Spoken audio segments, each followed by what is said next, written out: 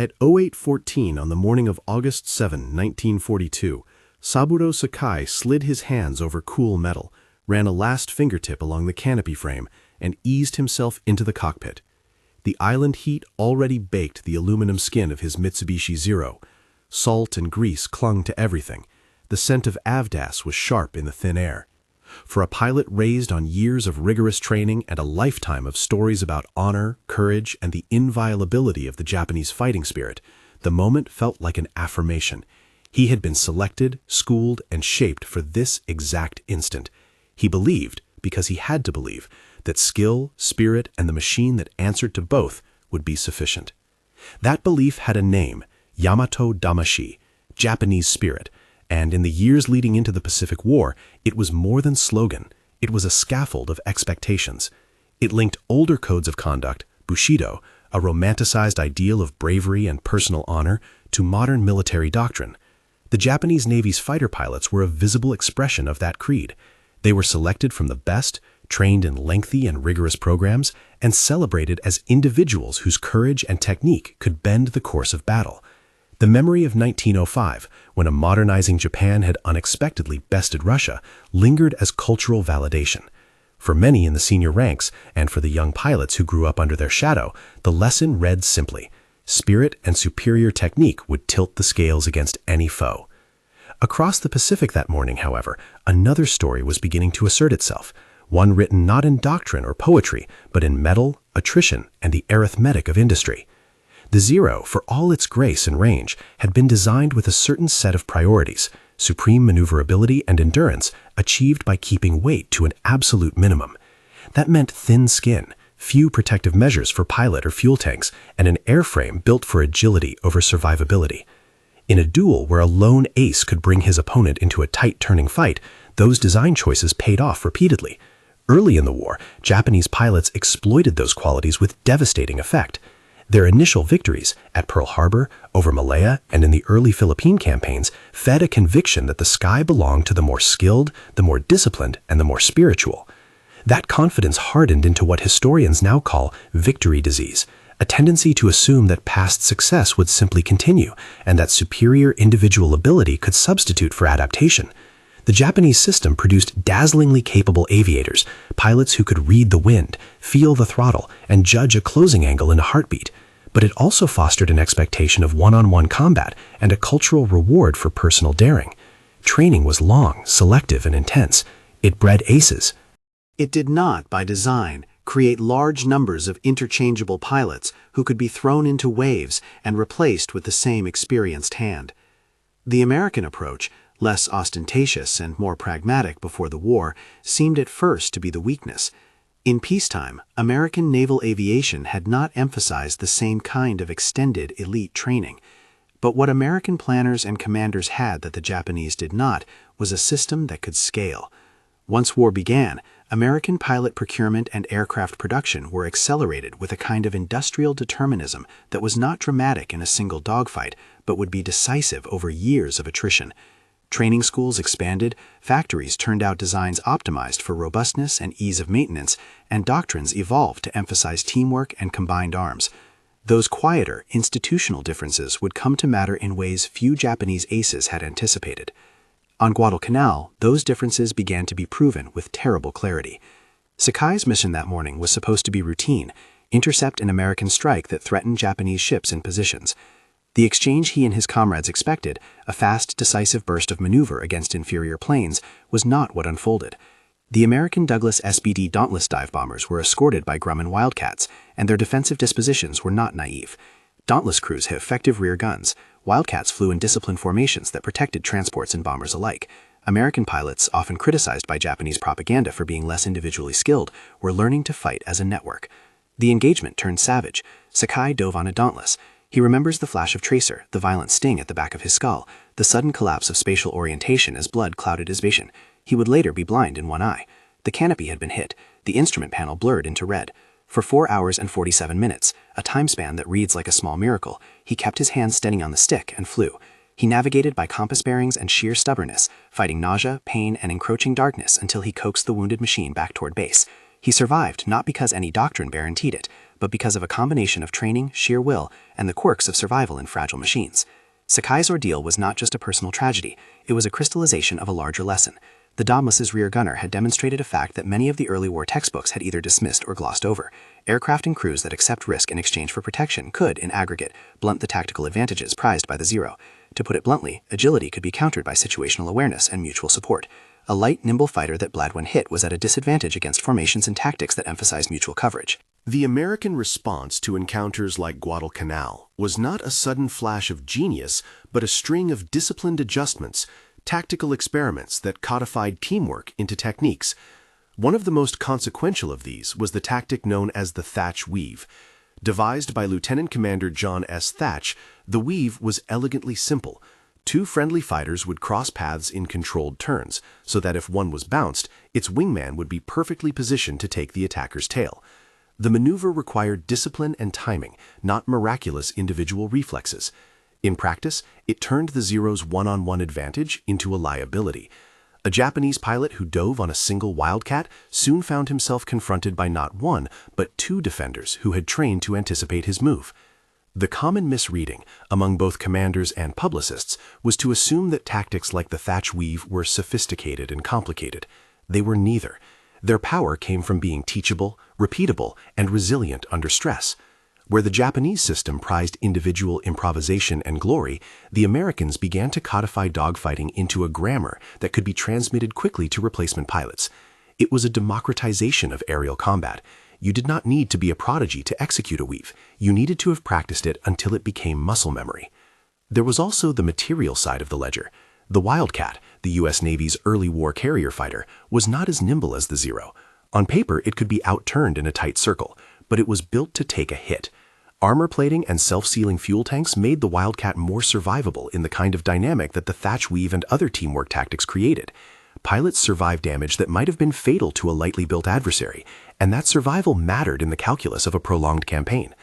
Over time, the U.S. industrial machine fielded newer types, the Hellcat and later the Corsair, that combined ruggedness with firepower and performance, designs intended to seize air superiority rather than merely contest it in isolated fights. Those generations of aircraft did not negate Japanese skill, they reshaped the conditions under which skill mattered. From the Japanese perspective, these shifts arrived as a series of small shocks rather than a single revelation. Individual victories still occurred, the Zero was not obsolete overnight, but patterns of loss accumulated. Veteran pilots could not be replaced at the same rate their American counterparts were being supplied with fresh aviators and new designs. The emphasis on producing elite, lifelong aviators worked superbly until attrition took away the very thing it had cultivated, the experienced cadres that transmitted tactical intuition to novices. Once the pool of seasoned leaders thinned, the system's reliance on individual initiative and high early training standards became a liability. American industrial scale and doctrinal standardization were subtle, patient weapons. They won not by outshouting on the morning of a battle, but by ensuring that more pilots returned to fly again. There were also moments, small and human, that undercut the myths the Japanese had told themselves about American pilots.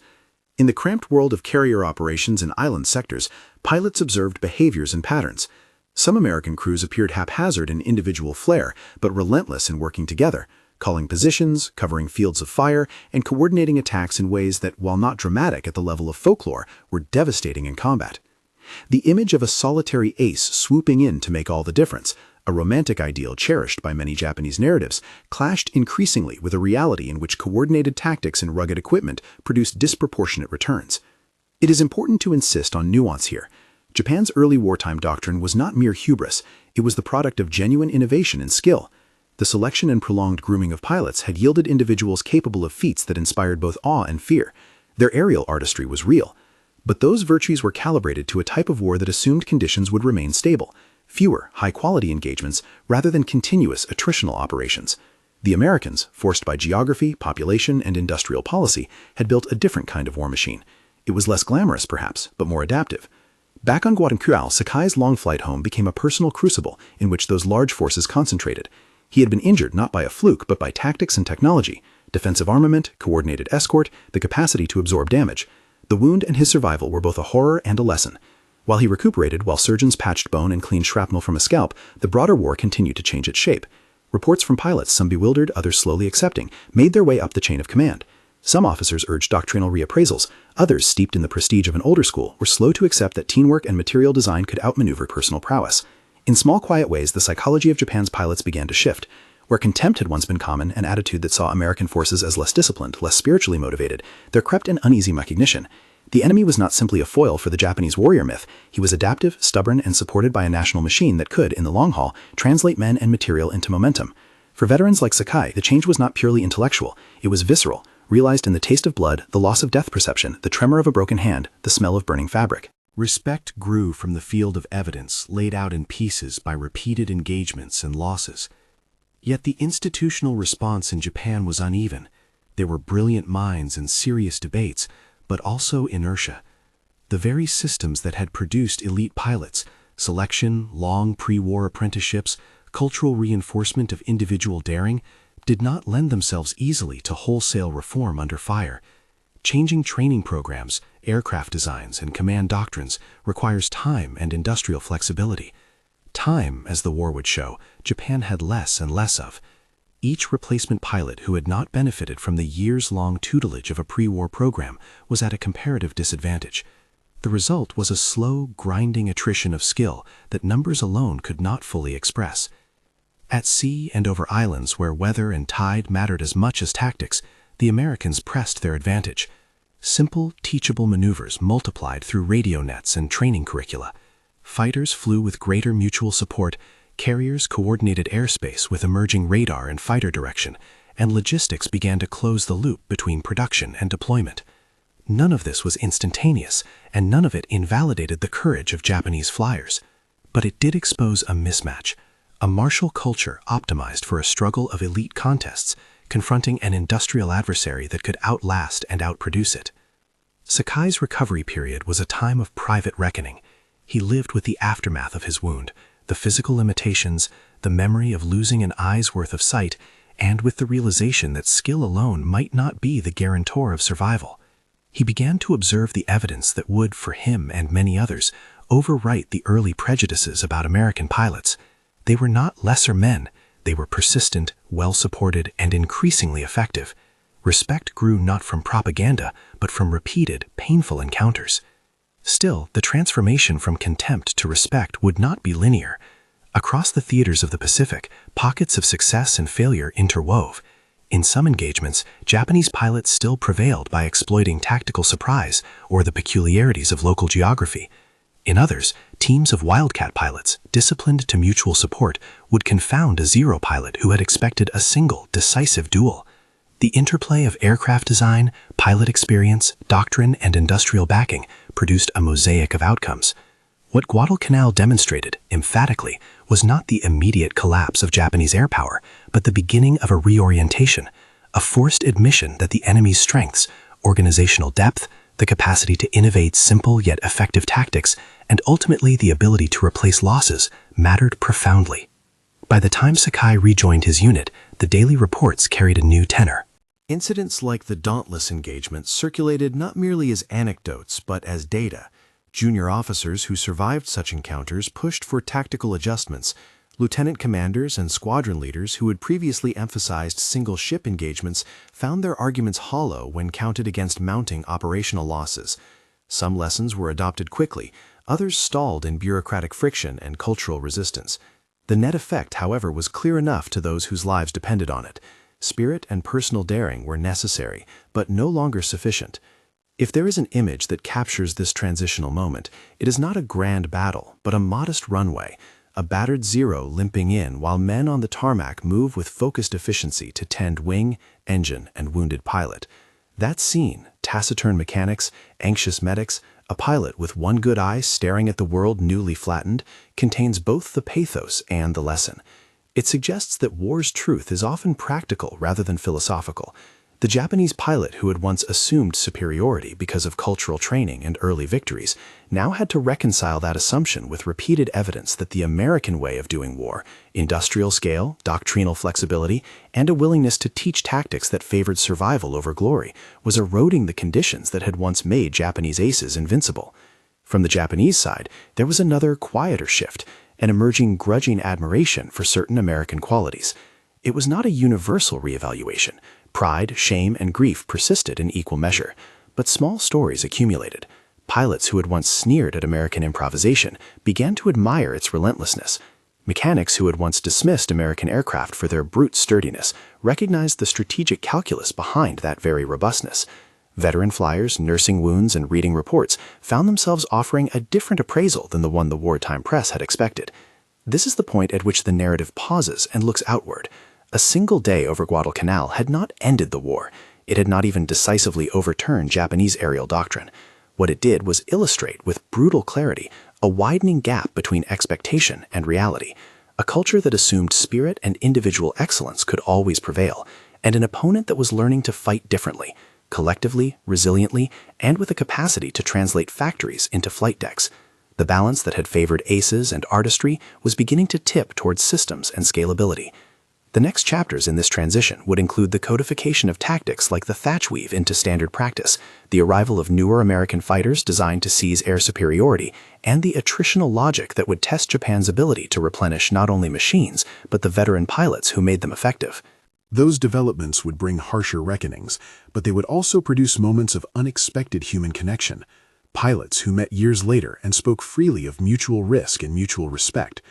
For now, the morning at 0814 remained a concentrated emblem, a wound, a flight, and the opening of a long lesson in the sky. If you want the inside stories and the tactical diagrams that explain how those dogfights evolved from isolated duels into coordinated campaigns, stay with this account. The real change is as much about how men adapted as it is about how machines were built, and that adaptation would decide the fates of men like Saburo Sakai and the thousands he fought against and alongside. The following months would test both sides' willingness to change. Pilots trained in an ethos of personal excellence kept flying into attrition that neither culture had fully anticipated. New American tactics spread through squadrons with the cold logic of survivability. Industrial output gradually produced aircraft that were not only faster, but also built to absorb the random violence of combat. On the Japanese side, discussions, sometimes bitter, about doctrine and production convened in rooms far from the flight line. Some commanders recognized the need for systemic overhaul, others clung to the old certainties, unable or unwilling to reconcile ideology with evidence. The result was a slow drift toward a conflict shaped less by the romantic duel and more by the mundane arithmetic of replacement and reinforcement. The memory of Sakai's solitary flight back to base, hours of pain and concentration, a cockpit full of blood, the long arc over ocean and island, would endure for him as both trauma and teacher. It would be one among many experiences that collectively forced a reassessment among Japanese pilots of what American flyers really were, not caricatures of indiscipline, but adversaries who could and would learn, adapt, and exploit the strengths of their own system. In the short term, the change was fragile and incomplete. In the long run, it would be decisive. As the narrative turns to the technical and organizational consequences of these encounters, how teamwork, radar direction, and aircraft design combined to blunt the Zero's advantages, and how attrition would produce strategic crises for Japan, the human center remains Sakai, wounded, reflective, and gradually willing to admit that the enemy he had once underestimated had taught him the hardest of wartime lessons. What followed Sakai's flight back from Guadalcanal was not a single lightning revelation, but a long, accumulating series of small educations, doctrinal shifts, design changes, and hard-won practices that together rewired how Japanese pilots saw their American adversaries. The rest of the war would be a steady pressure test. Could a worldview built on individual virtuosity and spiritual narrative survive contact with an opponent whose strengths were industrial depth, adaptability, and an ordinary, teachable discipline? Tactics hardened into doctrine. The thatch weave, born of necessity and prudence, is the exemplar. Lieutenant Commander John S. Thatch devised the weave in early 1942 as a counter for fighters that could outturn American planes. The maneuver was deceptively modest. Two fighters operate as a bonded pair, trading positions through crossing turns so that an attacker following one would expose himself to the other. The genius was not in complexity, but in reproducibility. It became muscle memory for American pilots. Where the Japanese had celebrated solitary improvisation, an ace sensing the moment of singular advantage, the Americans practiced a communal reflex. To the Japanese watching from above and below, it looked like discipline rendering agility moot. An enemy pilot who expected to isolate and outturn a lone wildcat instead found himself in a managed geometry of protection. What had been a prize for daring became a trap for the unprepared. That tactical shift was accompanied by better command and control in the air. Radio procedures that had once been intermittent and imprecise were refined. Fighter direction ashore and aboard carriers improved through the use of radar and centralized plotting. Fighter directors could vector intercepts instead of relying on chance. Air combat ceased to be only the art of individual encounter and became an orchestration. Fighters were positioned by controllers, launched in purpose-built formations, and briefed on mutual covering techniques that reduced the mission's chaos. From the Japanese cockpit, the startling thing was not always the performance of any single American pilot, but the way a squadron behaved as a system. On the material front, U.S. industrial choices altered the calculus of airfighting. The Mitsubishi Zero remained an extraordinary airplane in a particular envelope: extreme range, lightweight, superb low-speed maneuverability. But that envelope assumed fighting conditions favorable to the Zero's advantages: short engagements, little defensive armoring on opponents, and the presence of highly experienced enemy pilots to make tactical errors. The American answer was twofold. First, build fighters that could absorb punishment and keep flying. Armor and self-sealing tanks made Wildcats and later Hellcats survivors rather than instant casualties. Second, iterate designs rapidly to regain raw performance while retaining ruggedness. The Grumman F-6F Hellcat, introduced late in 1943, was hardly a magic bullet.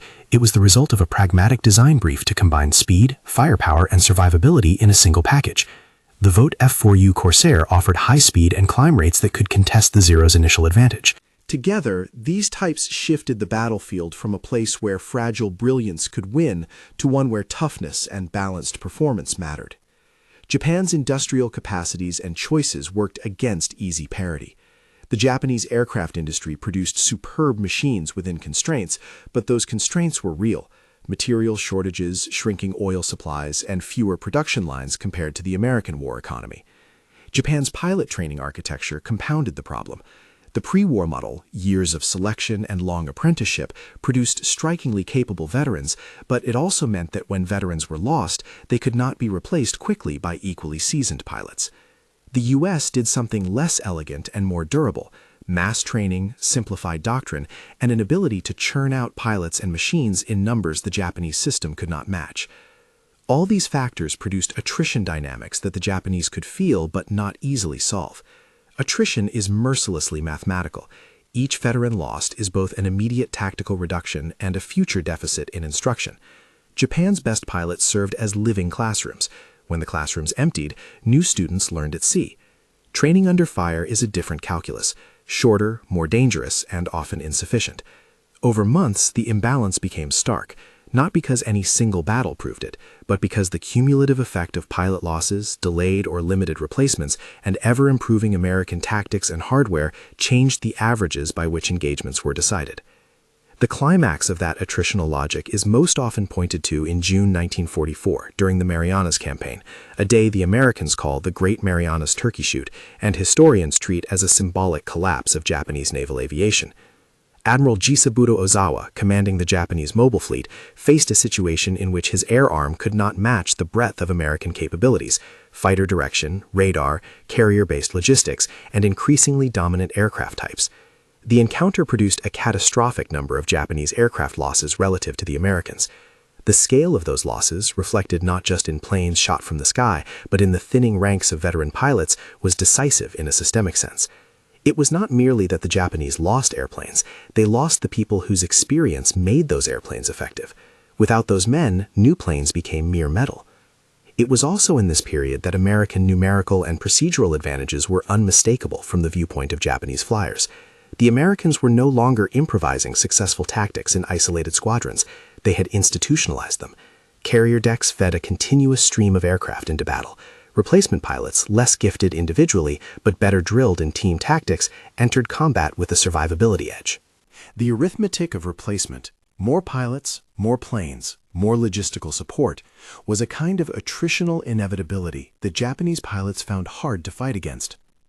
And yet, if industrial might and doctrinal discipline explain much of American ascendancy, they do not capture the full human texture of what Japanese pilots began to think of their opponents. Respect grew not only for the machines or the numbers, but for what those machines represented in men who endured and learned. Accounts from Japanese veterans describe a dawning acknowledgement: American pilots were stubborn, methodical, and unwilling to be cowed. Several Japanese flyers, once contemptuous of what they saw as American indiscipline, came to recognize a different kind of competence, one that did not resemble samurai artistry, but that worked. The mental shift was slow. Contempt gave way to recognition of competence, recognition sometimes to admiration. There were episodes that underlined this evolution more starkly. In some mid-war engagements, American pilots displayed a kind of tactical calm under fire, a measured willingness to maintain formation, cover a wingman, and coordinate with strike aircraft rather than seeking individual glory. Mechanics in captured or observed depots took note of the simplicity and serviceability of American equipment, the way ground crews could return an aircraft to flight with efficiency. For a culture that prized ingenuity and personal valor, such qualities were not glamorous. They were, however, effective and increasingly lethal. The Japanese High Command, watching these developments, responded in ways that ranged from serious reform efforts to desperate improvisation. New aircraft projects were accelerated, modifications sought to add armor or improve firepower. But the time lag between design, production, and operational deployment undercut many innovations. When the Hellcat and Corsair reached the Pacific in numbers, they confronted a Japan already strained by resource limits and manpower pools drying up. A plane in a factory is not yet a replacement pilot. The pipeline from raw recruit to seasoned flyer is long, and by 1944, dangerous. As the ability to contest the air declined, Japan made a radical doctrinal shift, the sanctioning and institutionalization of special attack units, kamikaze. Vice Admiral Takejiro Onishi is generally credited with organizing those units in the autumn of 1944 as an attempt to stem the inexorable American advance by introducing a form of asymmetrical lethality. The logic was straightforward in its grimness. If you could not field enough aircraft that could survive to inflict decisive damage through conventional means, you might concentrate the deadliest possible attack, the deliberate sacrifice of planes and pilots, against the most valuable targets. Interpreting kamikaze requires care. It was not a last-minute blossom of cultural romanticism divorced from strategic calculation. It was instead a weapon born of shrinking strategic options and the painful recognition that Japan lacked parity. At the same time, the human cost was enormous and immediate. Young men, often barely trained, were asked to make the final calculation between inflicting damage and preserving life. From the viewpoint of many Japanese veterans, kamikaze was both a tragedy and an indictment, a sign that a once confident system had been pushed into measures that highlighted desperation more than glory. American planners adjusted too. Convoys altered their anti-aircraft dispositions. Radar and combat air patrol procedures were refined to intercept suicide attacks before they reached optimal range. The kamikaze campaigns inflicted material damage and caused psychological strain, but they did not overturn the fundamental inequality in production, training, and doctrine. Over time, the cost of deploying such tactics, among them the depletion of any remaining pools of experienced pilots and the moral burden on Japanese society, further eroded the capacity for long-term resistance. Among Japanese aviators who survived into the post-war era, many wrestled with what kamikaze meant in light of everything else they had learned about American pilots. For veterans like Sakai, whose wartime identity had been built around professional competence and personal courage, the rise of sacrificial attacks was not a source of pride, it was a symptom of strategic exhaustion. The narrative that had once valorized individual ultimate sacrifice did not erase the suffering of families, nor did it restore the balance that doctrine alone could not secure. After the war, encounters between former enemies yielded some of the most illuminating reflections on what Japanese pilots had come to think. Saburo Sakai himself survived the conflict and, over the ensuing decades, met and corresponded with some of the very men he had once fought. Those meetings were not theatrical reconciliations, but human conversations, exchanges about fear, luck, training, and the terrible contingency of battle. They produced a recurring judgment. Americans had been tenacious, adaptable, and often ruthless in pursuing the mundane tasks of warfare that produce long-term advantage, logistics, repetition of drills, and an industrial commitment to replace losses. The Japanese pilots who had once dismissed their opponents as individually inferior came to frame American strength in beyond any single person's courage. This shift in perception, contagious among veterans, was not a surrender of identity. Many Japanese flyers retained pride in the craftsmanship of their flying, in the acute aerial senses honed by years of apprenticeship. What changed was the object of evaluation. Where once judgment favored individual virtuosity and spiritual narratives like Yamato Damashii, post-war reflection layered in an appreciation for pragmatic endurance, the ability to learn, to institutionalize a tactic, to field replacements, and to build equipment designed with wartime realities in mind. Respect, therefore, was practical as much as it was personal. Consider two kinds of testimony common in post-war recollections. The first type concerns admiration of specific American behaviors, the calm of a wingman who stayed on station, the steady voice of a fighter director vectoring an intercept, the relentless consistency of American anti-aircraft barrages that made low-altitude torpedo runs enormously dangerous.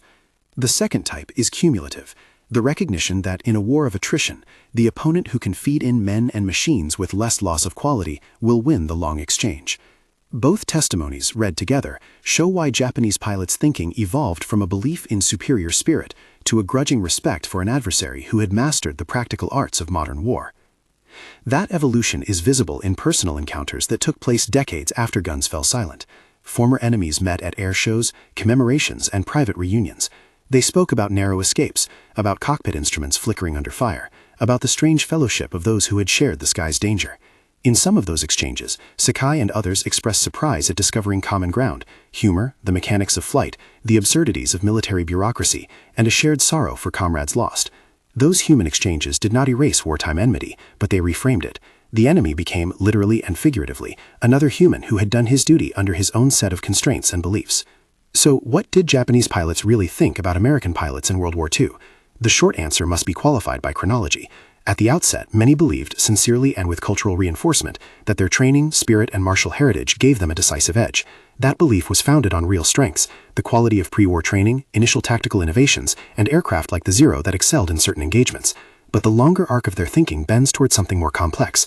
Evidence from repeated encounters altered perceptions. Americans were not lesser, they were different, organized, teachable, industrially backed, and willing to develop simple yet effective teamwork that neutralized singular brilliance. Respect did not arrive as abstract praise. It emerged from the gritty arithmetic of war. Japanese pilots watched American persistence, learned to fear and anticipate techniques like the thatch weave, felt the sting of defensive armament, and experienced the strategic consequences of being unable to replace lost veterans. They saw that an enemy who could convert factories into squadrons and doctrine into routine had built an advantage that spirit alone could not erase. For many, the result was an uneasy admiration, a recognition that courage mattered, but that courage, unattended by systemic support, could be consumed.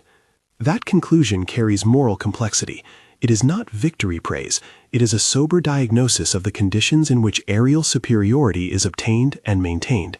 It explains why Japanese pilots, even as they continued to perform acts of individual gallantry, adjusted their private opinions of American flyers. Reconciliation narratives in later years, where veterans of both sides embraced, compared scars, and recounted mutual misjudgments, show how those wartime perceptions matured. The enemy of yesterday became, through a painful and honest reckoning, a partner in the memory of shared sacrifice. In the end, Sakai's story, wounded, stubborn, reflective, serves as a human spine for this transformation. His hours over the ocean, clinging to a damaged Zero, his recovery, and his later conversations with former foes encapsulate the arc from initial contempt to complicated respect. That arc answers the titular question directly. Japanese pilots really began by thinking they had spiritual and technical superiority, but the evidence of combat, the arithmetic of attrition, and the American capacity for adaptation forced a reappraisal. What they ultimately thought, years after the smoke cleared, was that American pilots were formidable in ways that had not been anticipated. Not always flamboyant, not always singularly brilliant, but exceptionally effective when their tactics, training, and material resources worked together. Such a judgment is not a simple moral exoneration. It is an observation about the nature of modern warfare. The Japanese pilot's changing view is a lesson in how ideology meets engineering, and how culture collides with logistics. It is also a story of human humility, the painful process by which a group that once relied on a sacred narrative discovered that survival, more often than not, required learning from the enemy rather than merely defeating him. If you want to trace these shifts further in primary documents, a useful path includes veteran memoirs, squadron action reports, and technical evaluations produced during the period. Saburo Sakai's own memoirs, annotated operational histories of carrier battles, and analyses of the Marianas engagements provide deeper windows into the episodes I've described. These sources reveal the granular decisions, the bitter telegrams, and the quiet reflections that together explain why perceptions changed. War teaches with blunt instruments. For Japanese pilots in the Pacific, those instruments were tactics that made agility insufficient, manufacturing that made losses survivable, and a national capacity to replace what war consumed. Out of those lessons grew the hard-won assessment that American flyers were, in the aggregate, not lesser opponents, but a different, and in the long run, more sustainable kind of adversary. That recognition, paid for with blood and loss, was the real shift in thinking, from a faith in spiritual superiority to a respect for practical, collective effectiveness. For further reading and primary source material on the personal experiences and the tactical evolutions discussed here, including first-hand accounts, squadron records, and analyses of aircraft design, check the description below. If you found this account useful, consider subscribing for more deep dives into the human stories behind military history and the technical changes that shaped them.